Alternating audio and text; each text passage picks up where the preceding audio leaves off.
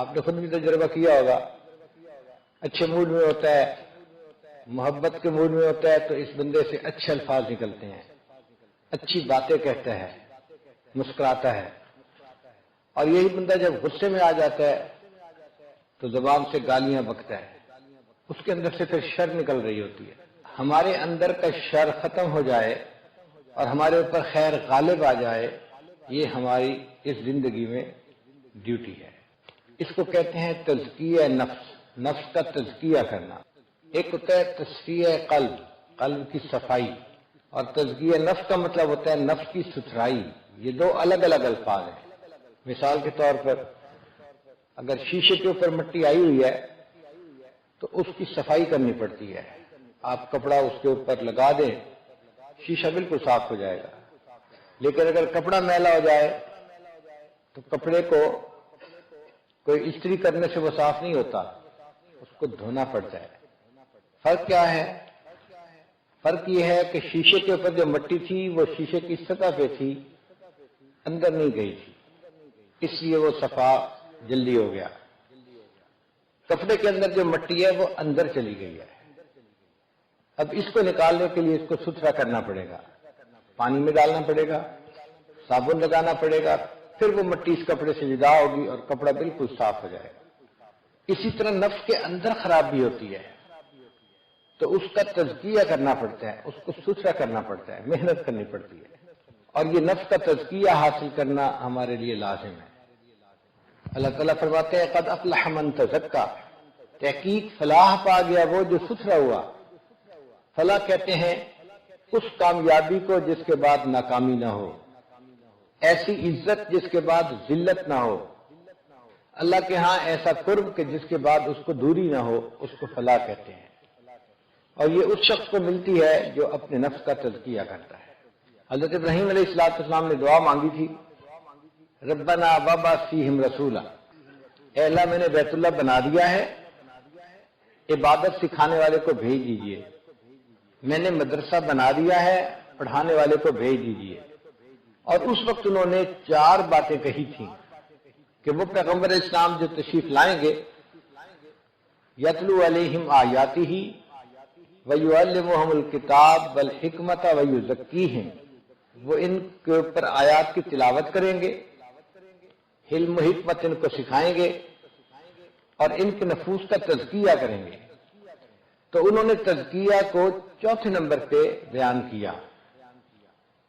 اللہ تعالیٰ نے اس دعا کو قبول فرما لیا، اور پھر قرآن مجید میں تذکرہ کیا کہ لقد من اللہ علی المؤمنین، اللہ نے ایمان والوں پر احسان کیا کہ اپنے محبوب کو دنیا میں بھیجا، یتلو علیہم آیاتہ، وہ ان کے اوپر قرآن پاک کی آیات کی تلاوت کریں، ویزکیہم، اور ان کا تزکیہ کریں، ویعلمہم الکتاب والحکمہ، اور کتاب اور حکمت کی تعلیم دیں۔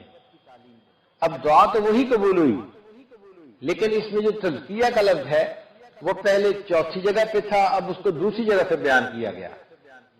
تو قرآن مجید نے الفاظ کی ترتیب میں تبدیلی کر دی۔ وجہ کیا؟ کہ تزکیہ کی اہمیت کے پیش نظر۔ آپ ڈاکٹر لوگ ہیں، سائنس کی بات کو آسانی سے سمجھتے ہیں کہ جیسے ڈی این اے کے اندر جو چیز جہاں ہوتی ہے اس کی ایک سگنیفیکینس ہوتی ہے، امپورٹنس ہوتی ہے، اس کو آگے پیچھے نہیں کر سکتے، اگر کر دیں گے تو بہت بڑی تبدیلی آ جائے گی۔ اسی طرح قرآن مجید اللہ تعالیٰ کا کلام ہے، اس کا جو لفظ جہاں بھی ہے وہ میننگ فل ہے، اس کو آگے پیچھے نہیں کر سکتے۔ تو اللہ نے جو تزکیہ کو 2nd پلیس پہ مینشن کیا تو اس کے پیچھے ایک میسج تھا، اس کی امپورٹنس کی وجہ سے۔ قرآن مجید میں ایک جگہ اللہ تعالیٰ فرماتے ہیں ہم نے انسان کو پیدا کیا، فَجَعَلْنَاهُ سَمِيعًا بَصِيرًا، اور ہم نے اس کو سمیع اور بصیر بنایا۔ تو سماعت کا تذکرہ پہلے اور بصارت کا تذکرہ بعد میں۔ اور یہ بات کب کہی گئی؟ آج سے 1400 سال پہلے، جب سائنس کی بھی بنیاد ہی نہیں پڑی تھی۔ اور آج موسٹ ماڈرن سائنٹیفک دور میں سائنس اس بات کو ثابت کرتی ہے کہ انسان کے کان پہلے بنتے ہیں ماں کے پیٹ میں، اس کی آنکھیں بعد میں بنتی ہیں، چونکہ سماعت کا تذکرہ پہلے ہے، بصارت کا تذکرہ بعد میں ہے۔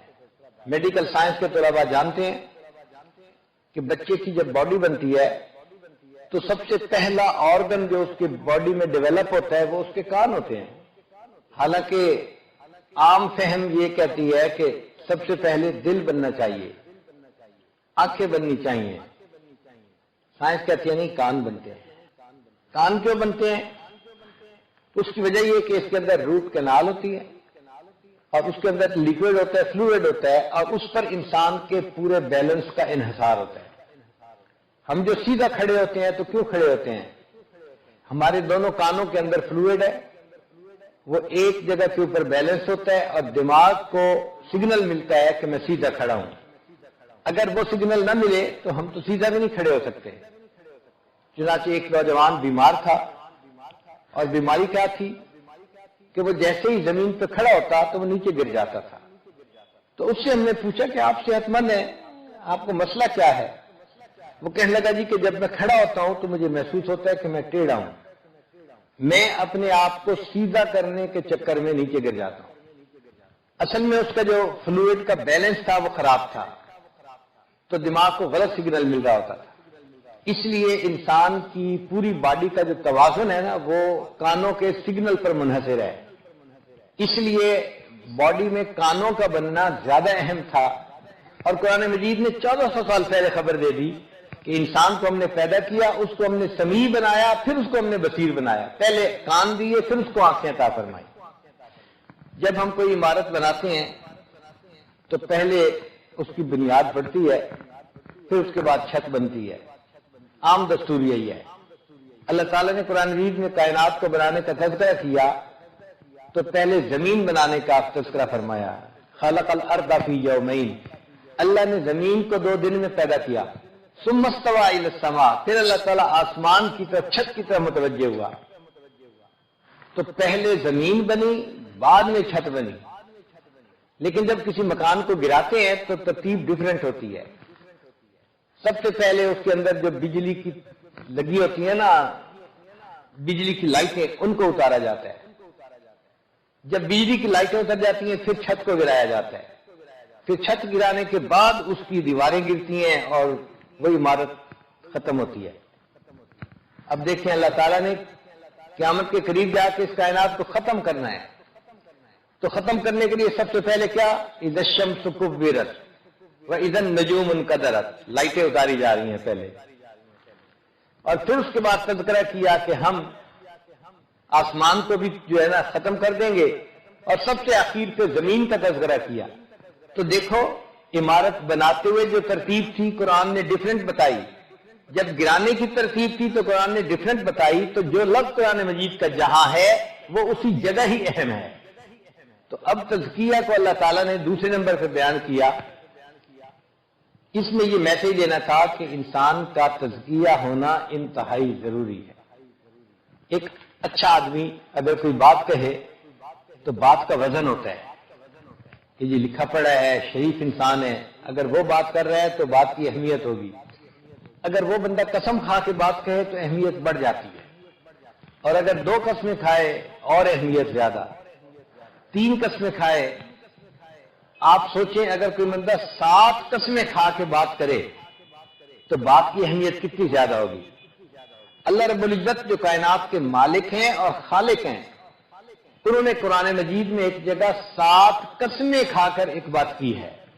والشمس وضحاها والقمر اذا تلاها والنهار اذا جلاها والليل اذا يغشاها والسماء وما بناها والارض وما طحاها ونفس وما سواها.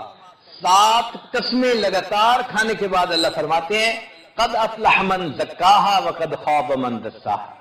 جو اپنے نفس کو ستھرا کرے گا وہ کامیاب ہوگا، اور جو ستھرا نہیں کرے گا وہ ناکام ہوگا. آپ بتائیے اس سے زیادہ ایمفیسس اور کیا پلیس کیا جا سکتا ہے؟ اللہ رب العزت 7 قسمیں کھا رہے ہیں ان اے رو، آگے پیچھے، اس کی قسم، اس کی قسم، اس کی قسم. اور پھر فرماتے ہیں جو اپنے نفس کو ستھرا کرے گا وہ کامیاب ہوگا، اور جو ستھرا نہیں کرے گا وہ ناکام ہوگا. ہم اگر اپنے نفس کو ستھرا کرنے کی محنت نہیں کریں گے تو پھر سوچیں ہمارا معاملہ کیا بنے گا. اب چیز کو صاف کرنے اور ستھرا کرنے کے طریقے ڈیفرنٹ ہوتے ہیں. مثلا آپ ایک کپڑے کو دھونا چاہتے ہیں تو پانی صابن کی ضرورت ہے. پانی صابن کے ذریعے کپڑے ستھرا ہو جائے گا، کپڑے کی میل ختم ہو جائے گی. لیکن اگر سونے کے اندر کھوٹ ہے تو وہ پانی صابن سے نہیں نکلے گا، اس کے لیے آگ جلانی پڑے گی اور سونے کو پگھلانا پڑے گا. یہ سنارے لوگ جو ہے نا، یہ سونے کا کھوٹ اسی طرح نکالتے ہیں کہ سونے کو پگھلا دیتے ہیں، پگھلنے کے بعد سونا اور کوئی دوسری چیز جو ملاوٹ ہوتی ہے یہ الگ الگ ہو جاتی ہے. تو کبھی کھوٹ دور کرنے کے لیے آگ کی ضرورت پڑتی ہے. انسان کے اندر کا کھوٹ کیسے نکلے، اس کے دو طریقے ہیں. ایک طریقہ تو بہت آسان ہے کہ انسان اسی دنیا میں شریعت کے مطابق زندگی گزارے، اپنے آپ کو سنت کے مطابق ڈھال لے تو اس کے نفس کا تزکیہ ہو جائے گا اور یہ بندہ سیدھا جنت میں جائے گا. اور دوسرا طریقہ ذرا ڈیفیکلٹ ہے کہ انسان نے دنیا میں کلمہ تو پڑھ لیا مگر گناہ کرتا رہا، عام زندگی گزارتا رہا، تو پھر اللہ تعالیٰ اس کا آخرت میں تزکیہ فرمائیں گے. جی آخرت میں بھی تزکیہ ہوگا. منافقین کے بارے میں اللہ فرماتے ہیں کہ اللہ تعالیٰ قیامت کے دن ان سے کلام کریں گے، وَلَا يُكَلِّمُهُمُ اللَّهُ يَوْمَ الْقِيَامَةِ وَلَا يُزَكِّيهِمْ، اور نہ ہی اللہ ان کا تزکیہ کریں گے. اس کا مطلب یہ کہ منافقین کا تزکیہ تو نہیں ہوگا، جو گناہگار مومن ہوں گے ان کا اللہ تزکیہ کریں گے. اب وہ تزکیہ کیسے ہوگا؟ جہنم کے ہاسپٹل میں. جہنم کی مثال ایک ہاسپٹل کی مانند ہے. چونکہ آپ میڈیکل لائن کے لوگ ہیں، بات کو ذرا آسانی سے سمجھ لیں گے. کوئی بھی بیمار آدمی ہوتا ہے اسے ہاسپٹل میں ایڈمٹ کرتے ہیں. کہاں ایڈمٹ کرتے ہیں؟ ایمرجنسی وارڈ میں لاتے ہیں. ایمرجنسی وارڈ میں تھوڑا سا سٹاف ہوتا ہے، وہ ہر آنے والے مریض کے بارے میں ایک دو چھوٹے سے کوسچن پوچھتے ہیں. ان کو پتہ چل جاتا ہے اس کو یہ دل کا مریض ہے، ہڈی ٹوٹی ہے، اس کو بخار ہے یا کسی جگہ درد ہے، تو پھر وہ ٹریٹمنٹ اس کے حساب سے دینا شروع کر دیتے ہیں. اللہ رب العزت نے بھی معاملہ ایسا ہی کیا.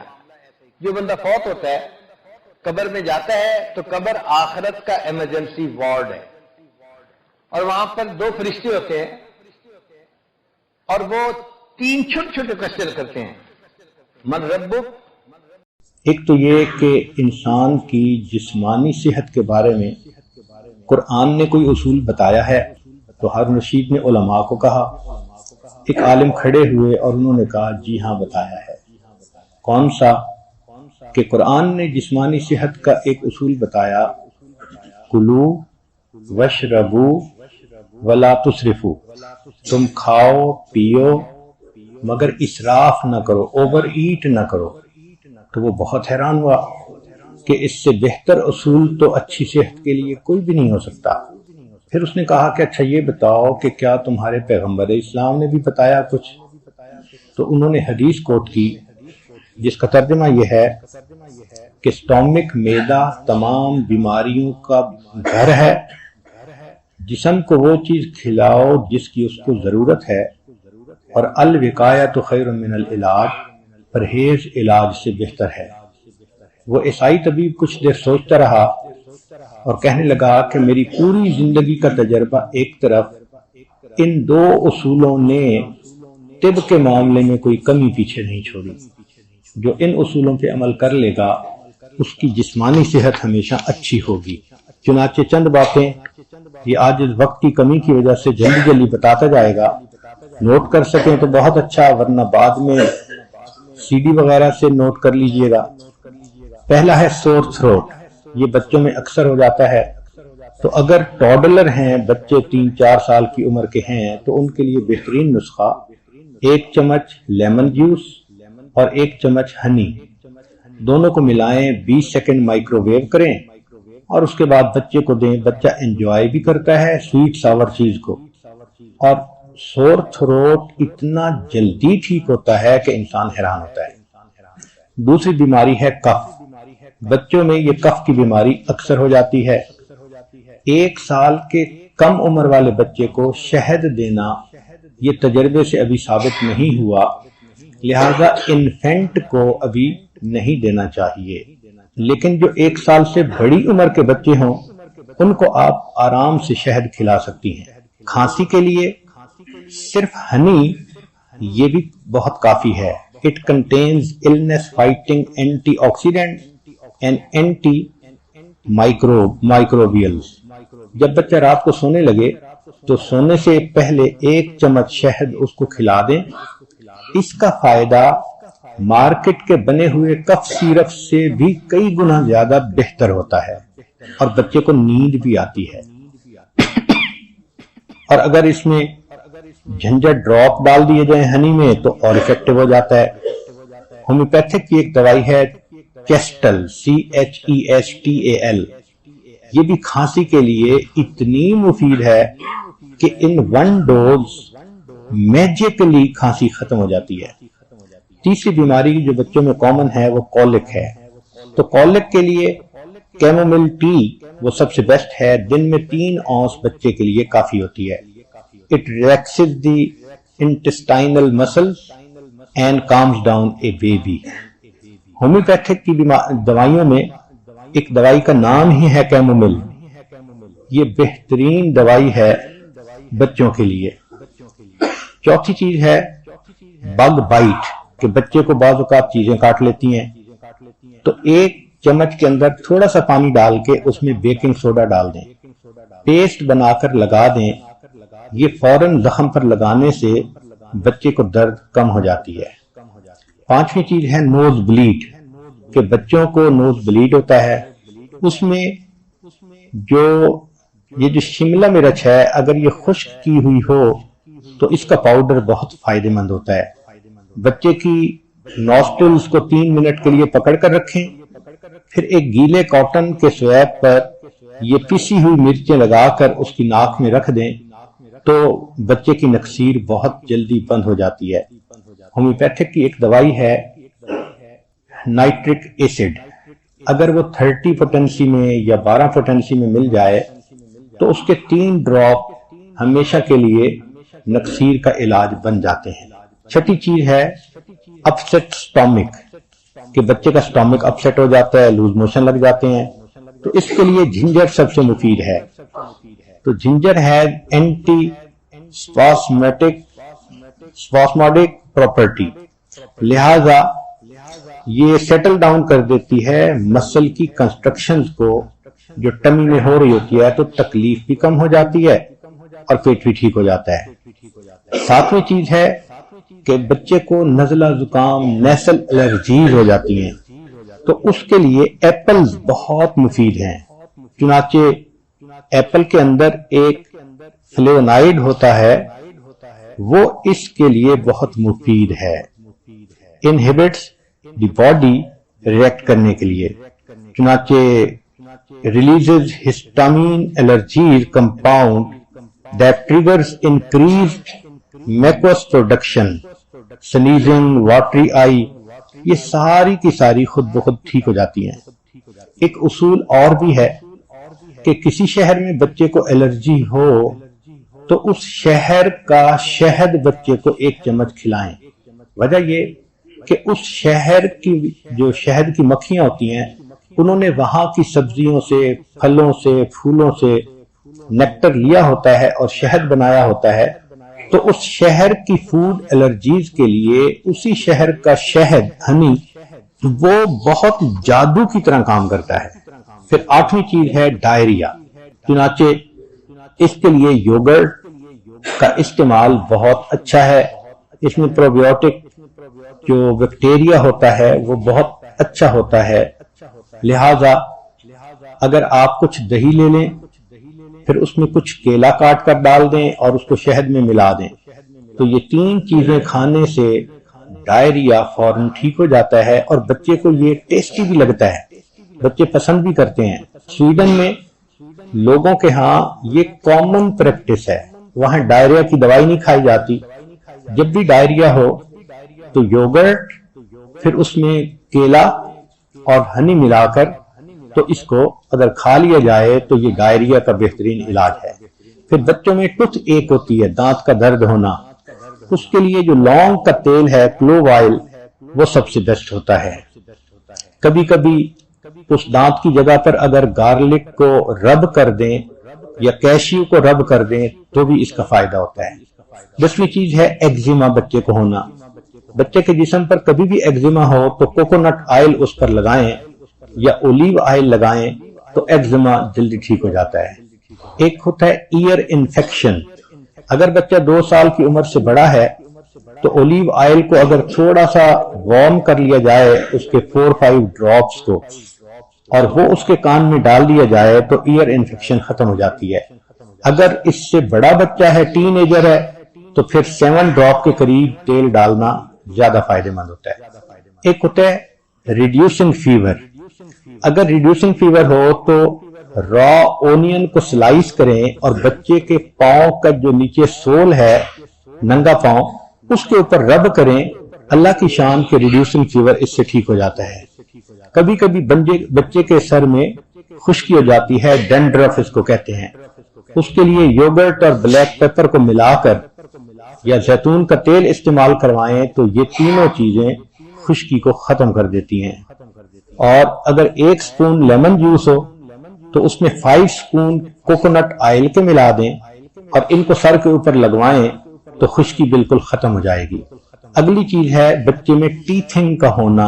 یہ ہر بچے میں ہوتا ہے پروسیس، اور بچہ ان دنوں بہت انکمفرٹیبل فیل کر رہا ہوتا ہے، تو اس کے لیے بچے کو بنانا فروز کر کے دیں تاکہ بچہ اس کو منہ میں چوسے تو اس کو سودنگ ایفیکٹ مل جاتا ہے۔ آئس اے ٹاول یا ice a baby bottle nipple side یا آفر اے ٹیتھنگ بسکٹ، وہ بھی اچھا ہوتا ہے، یا ویٹ ٹاول ان فریزر وہ رکھ کے دیں، یا slide your baby a refrigerated spoon. ایک سپون جس کو میٹیلک سپون کو آپ نے فریزر میں رکھا، وہ ٹھنڈی ٹھنڈی اس کو دے دیں تو بچہ اس کو منہ میں ڈالتا ہے اور اس سے بچے کو سودنگ ایفیکٹ مل جاتا ہے۔ یا ایپل ویجز ہوتے ہیں، ان کو اگر ایک جالی کے کپڑے میں ڈال کے ریفریجریٹ کر دیں تاکہ بچے کو چوکنگ نہ ہو تو یہ بھی بہت اچھا ہوتا ہے۔ یا پھر ایک کیرٹ کو آپ چھوٹی کیرٹ کو رکھ دیں تاکہ اس کو بھی بچہ اپنے منہ میں چبائے، مگر ان چیزوں میں ٹوٹنے والی نہ ہو، اس کو جالی کے کپڑے میں باندھ کے دیں تاکہ بچے کی چوکنگ نہ ہو، اس کا بہت خیال رکھنا چاہیے۔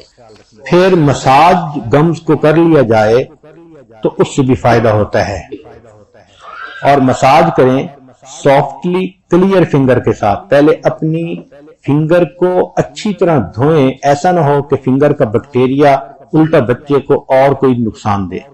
پھر بچے کو چاہیے کہ کوئی بڑا چیز دے دیں جو بہت ہائیجینکلی کلین ہو تاکہ بچہ اس کو چیو کرتا رہے۔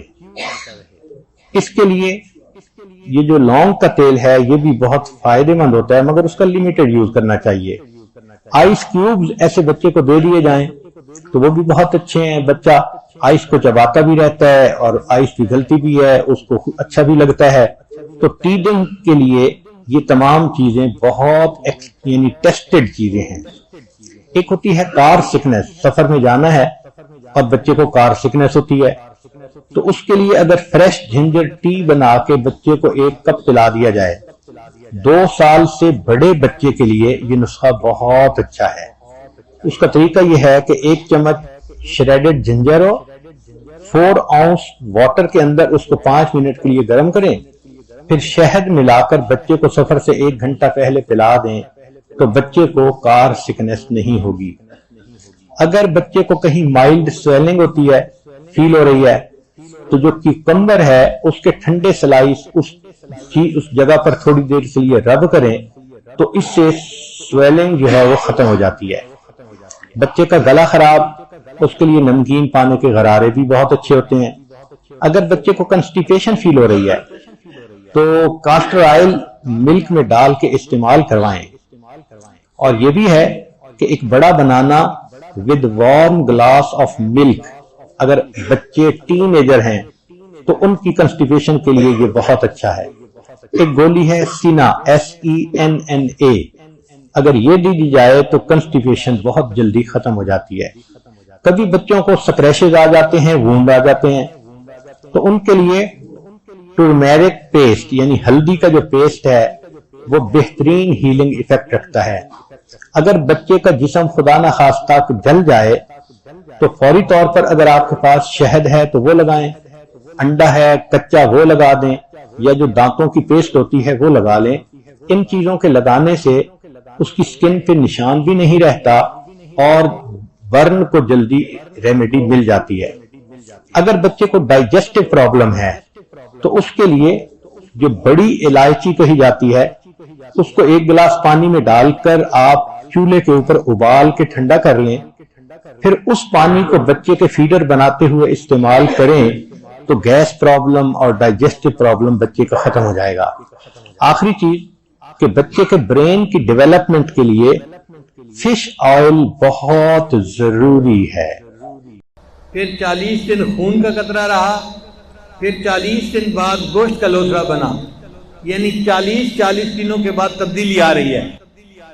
اسی لیے اللہ تعالیٰ نے موسیٰ علیہ السلام کو طور پر بلایا تھا تورات دینے کے لیے، ان کو فرمایا تھا کہ 40 دن روزے رکھو۔ انہوں نے 40 دن روزے رکھے تھے، تو ہمارے بزرگوں نے کہا اس کا مطلب یہ ہے کہ یہ جو 40 دن ہیں ان کو خاص اہمیت حاصل ہے بندے کے لیے، تو بزرگوں نے چلہ نکال لیا یہاں سے۔ چنانچہ خانقاہوں میں بھی مشائخ لوگوں کو اپنے پاس رکھ کر چلہ لگوایا کیا کرتے تھے۔ وہ چلہ لگوانے کی بنیاد یہی تھی کہ 40 دنوں میں ایک بندے کے اندر تبدیلی آ جاتی ہے۔ یہ بندہ 40 دن نیکی کی نیت کے ساتھ خانقاہ میں رہے گا تو اس کے اندر کا انسان بھی بدل جائے گا اور اس پر بھی نیکی کا رنگ چڑھ جائے گا۔ اور ہمارے حضرت رحمۃ اللہ علیہ ایک اور حدیث مبارکہ بیان فرماتے تھے کہ من اخلص للہ 40 ایاما، کہ جو بندہ 40 دن اخلاص کے ساتھ اللہ کی عبادت کرتا ہے تو اس کے اندر سے حکمت کے چشمے پھوٹ جاتے ہیں۔ تو ہمارے حضرت فرماتے تھے کہ اس حدیث سے ثابت ہوتا ہے جو بندہ اخلاص کے ساتھ چلہ لگائے اللہ تعالیٰ اس کے اندر نسبت کے نور کو اجاگر فرما دیتے ہیں۔ حضرت فرماتے تھے کہ عوام الناس کے لیے سالوں لگتے ہیں نسبت لینے کے لیے، مگر علماء کو سالوں نہیں لگتے، اس لیے کہ وہ تو سالوں چٹائیوں پہ بیٹھ کے قرآن اور حدیث پڑھ چکے، سالوں تو وہ پہلے لگا چکے ہیں، اب ان کے لیے 40 دن ہی کافی ہوتے ہیں۔